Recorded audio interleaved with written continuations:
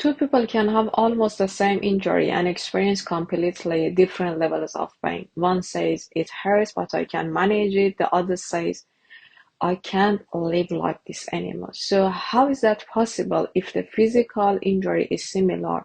Why can the experience of pain be so different? Because pain doesn't only happen where you are injured. Pain is an experience created by the brain and the body together. And once you understand that, the way we think about pain starts to change. I once worked with someone who developed ongoing pain after a physical injury. In the beginning, the pain was difficult, but he was still working, still seeing friends, still going for walks, still living his life. But gradually, things started disappearing. Like first, he stopped exercising because he was afraid of making the injury worse. Then he started sleeping badly because he wasn't sleeping, he was exhausted during the day. And he became more irritable. He started canceling plans. Then he stopped seeing friends as often. His mood dropped. He became increasingly worried about his future. And eventually, almost everything in his life started revolving around one question: how much pain am I in today?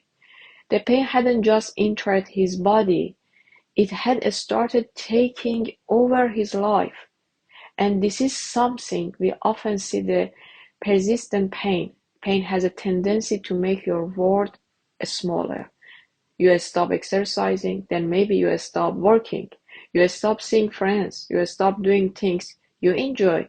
And slowly, your attention becomes more and more focused on your body. Does this hurt?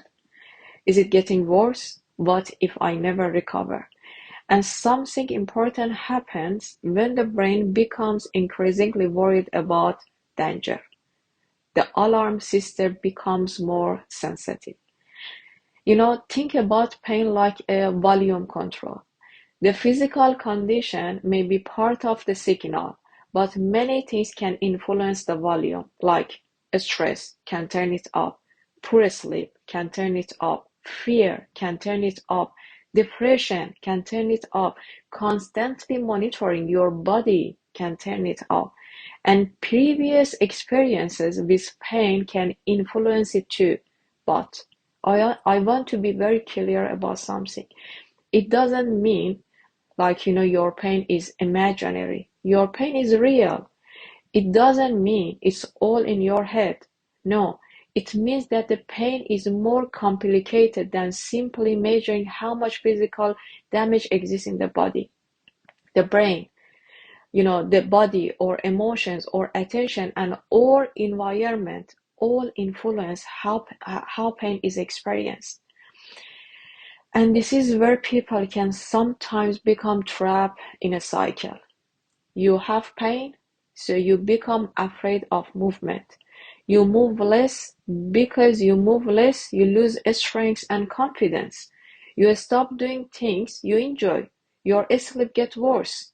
Your mood drops. Your stress increases. And when your stress increases, the pain can feel even more intense. So you move even less, and gradually pain creates a stress, and stress can amplify pain.